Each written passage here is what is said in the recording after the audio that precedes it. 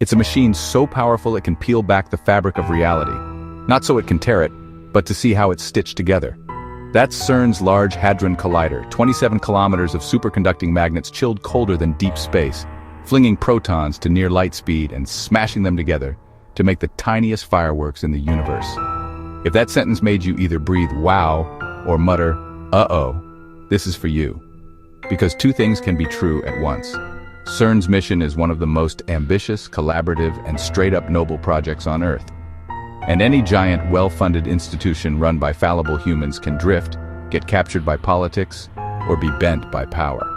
We should celebrate the science and still ask hard questions about the people, the incentives, and the guardrails. Let's talk about both. First, the achievements. Because if we're going to scrutinize something, we should understand what it actually does.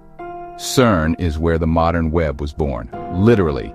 Tim Berners-Lee proposed and built the World Wide Web there in 1989 so scientists could share information. CERN pioneered open sharing long before open science became a buzzword. And the collider? It delivered the Higgs boson, the missing piece of the standard model that explains why elementary particles have mass. That discovery wasn't just a trophy. It cemented a theory that underpins everything from how atoms form to how stars burn. But CERN is more than the Higgs story. Its teams trap antimatter and study it like it's just another day at work. In 2023, researchers watched what gravity does to antihydrogen. Does antimatter fall up?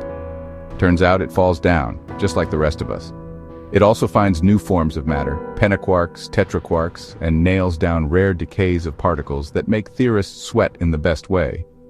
This is not science for science's sake alone. The technologies spin off into timing systems, superconducting cables, medical imaging sensors, and even open hardware time-sync networks used in power grids and telescopes. The butterflies from these collisions don't just flap in theory.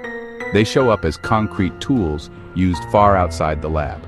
So yes, if you care about understanding the universe, or about the downstream tech that makes hospitals better and infrastructure smarter, CERN matters. A lot. Now, the uneasy part. Not the YouTube fever dreams about portals, immortality elixirs, and secret gods. We'll address those. The real tension is more human and more boring, which also makes it more dangerous. It lives in procurement rules, diplomatic immunities, donor lists, and the subtle gravitational pull of geopolitics. CERN isn't a university or a private company, it's an intergovernmental organization. That gives it a special legal status, privileges and immunities negotiated with its host states and member countries so it can operate across borders.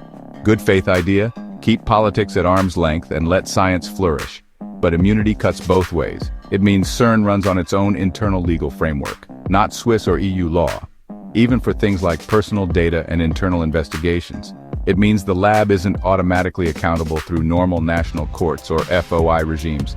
There are internal checks, more on those, but the basic structure is CERN polices CERN. At the same time, the funding comes from nation-states. Those states have their own agendas. They vote in councils, they press for industrial contracts to flow back home, and they sometimes push for procurement choices that balance returns among members. That's not a conspiracy. It's written into how the system works. In fact, CERN periodically shifts some tenders to low-return countries by design to keep things fair among members. You can defend that as good coalition management, and you can worry about it as a political thumb on the scale. And then there's the money beyond member fees. CERN's outreach arm raises private donations for education centers and programs. Again, reasonable. Outreach costs real money. But once you take funds from companies and foundations, Rolex, Stellantis Foundation, and others, you introduce a new vector of influence. Maybe it's benign branding on a building. Maybe over time it's a culture where certain sponsors get their calls returned faster. Influence rarely arrives with a marching band. It seeps. So the honest risk isn't CERN rips the veil between dimensions. It's CERN is huge, immune, political, and valuable. And humans are humans. Here's the counterweight. CERN has done real work to put guardrails in place. There's an internal audit service reporting up to an audit committee of the council. There's an explicit anti-fraud policy and a named process to investigate. Procurement rules were tightened and modernized in 2024. The organization codified an internal data protection regime, complete with a data privacy advisor. and an independent supervisory commission. The scientists publish open access by default via a consortium CERN helped create. The collider's data are released to the public in curated form after a delay, with tools and even virtual environments so others can reanalyze. And CERN's knowledge transfer policies explicitly prohibit military applications. That's not lip service, it's written into its mission. And there are little-known examples of CERN acting in the public interest way we say we want. When Microsoft licensing price hikes threatened to lock the lab into a proprietary stack, CERN started a public Microsoft Alternatives program, migrating mail, identity, and collaboration to open-source platforms to save money and keep control of its own data. When it outgrew server rooms or needed resilience, it hosted a mirrored data center in Hungary for years and then brought the operation back to Geneva. Another example of choosing flexibility over vendor lock-in. And CERN's open hardware timing tech, White Rabbit, didn't get patented away. It was released under an open license, so anyone, from a hospital to a synchrotron, could adopt it. So, if you're coming to this topic with distrust, good. Keep it. There are real structural reasons to remain watchful. But aim the skepticism at the levers that actually move institutions: procurement, governance, immunity, donors, data stewardship, and who gets a seat at the table. Okay, let's address the greatest hits of the CERN rumor multiverse quickly and bluntly. Tearing the veil, opening portals. Micro black holes will eat the Earth. These stories feed off the parts of particle physics that sound like magic. Extra dimensions, vacuum metastability, strangelets. But the safety case is unusually robust. Decades ago, independent physicists dug into worst-case scenarios. What if the LHC could produce microscopic black holes? And what if, breaking with mainstream theory, they were somehow stable? The same collisions happen in nature when ultra-high-energy cosmic rays hit Earth, the Moon, and dense stars. If stable black holes were a thing at these energies, neutron stars and white dwarfs would have been shredded long ago. They weren't. The collider is replaying a cosmic process that has never once ended a planet. CERN's own safety group published formal assessments and external committees reviewed them. You don't have to take a press officer's word.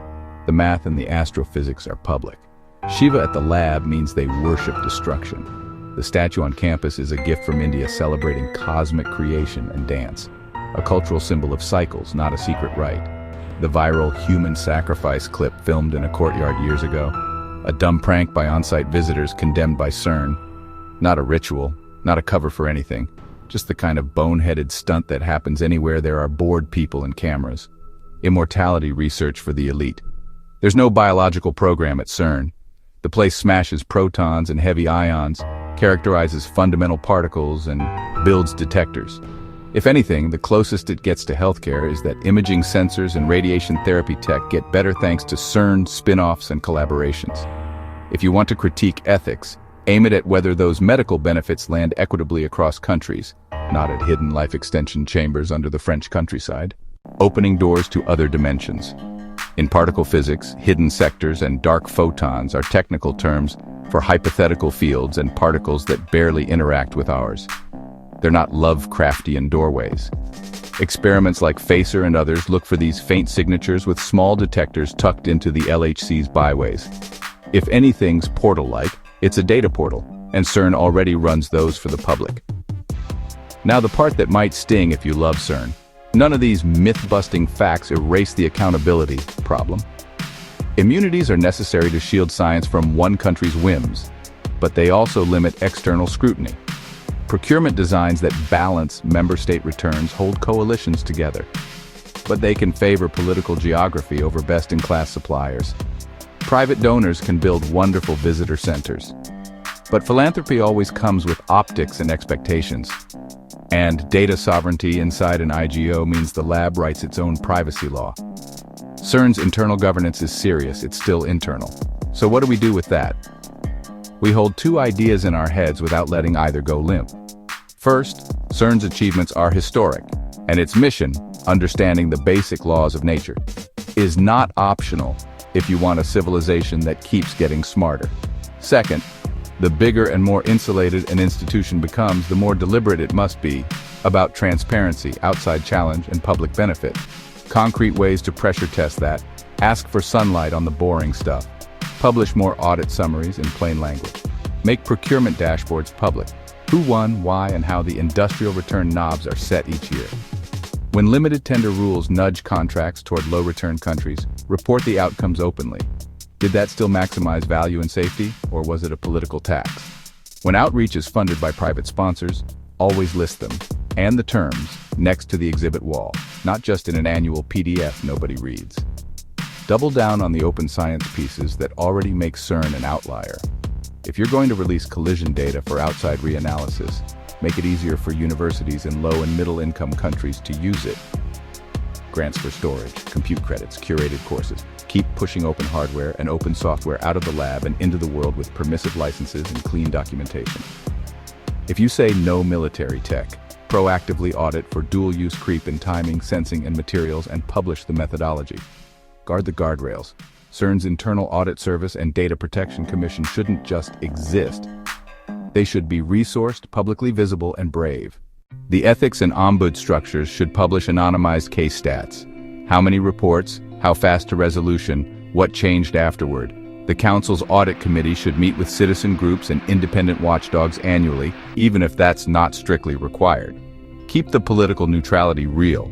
CERN has weathered brutal geopolitics before, keeping labs open to scientists across borders. That's one of its proudest traits. Protect it. If member states slide toward instrumentalizing the lab for prestige or propaganda, say no, even if it costs money in the short term. The credibility is worth more than any one contract.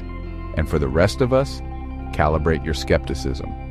If someone says CERN is summoning beings from beyond, show them a plot of cosmic ray energies dwarfing anything the LHC can do.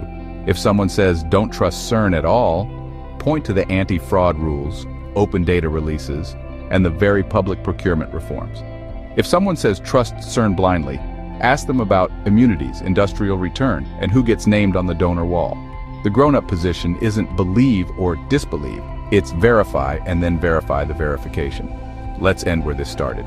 We need this technology, but are we responsible enough to wield it?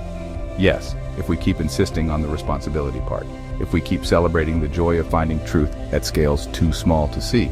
And keep our eyes open for how power sticks to any institution with a billion-euro budget and diplomatic plates. If we can do both, we'll get a better collider and a better culture around it. Because the real veil worth tearing is the one we pull over our own eyes.